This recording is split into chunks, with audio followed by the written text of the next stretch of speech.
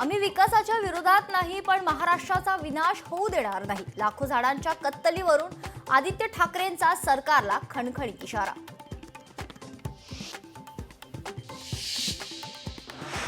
आम्ही मराठे एकत्र आलो तर इतर कुणी राज्य करू शकत नाही. मंत्री भरत गोगावले यांचं विधान.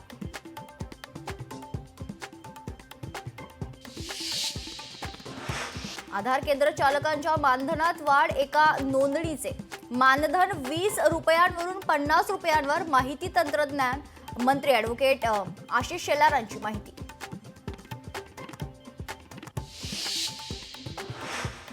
पुण्यात भाजप कार्यकर्ते काँग्रेस विरोधात आक्रमक. भाजपच्या कार्यकर्त्यांनी फाडले काँग्रेसचे बॅनर. सोनिया गांधी आणि राहुल गांधी यांचे फोटो असणारा पोस्टर भाजप कार्यकर्त्यांनी फाडला.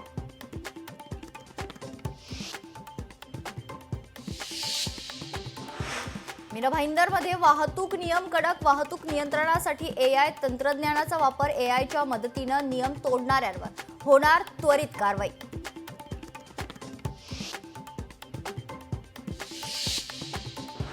महाराष्ट्रात हिंदी सक्तीच्या शासन निर्णयाविरोधात मनसे आक्रमक. वर्सोवा विधानसभा मतदारसंघातील मनसैनिकांनी केली हिंदी सक्तीच्या आदेशाची होळी.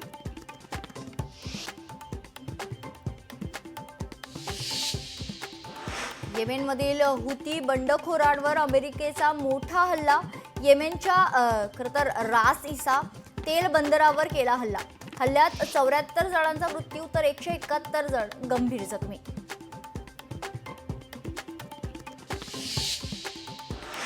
अहिल्यानगरमध्ये स्कूल बस चालकाकडून विद्यार्थिनीवर अत्याचार. या प्रकरणात आरोपी चालकाविरोधात पोक्सो अंतर्गत गुन्हा दाखल.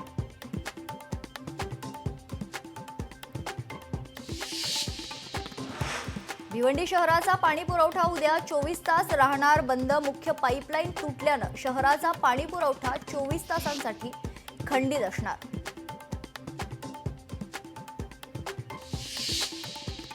बीडच्या धारूर तालुक्यात ट्रान्सफॉर्मरला आग. आगीत ट्रान्सफॉर्मर जळून खाक. या आगीमुळे महावितरणाचे लाखो रुपयांचं नुकसान. आगीमुळे काही गावांचा वीज पुरवठा खंडित.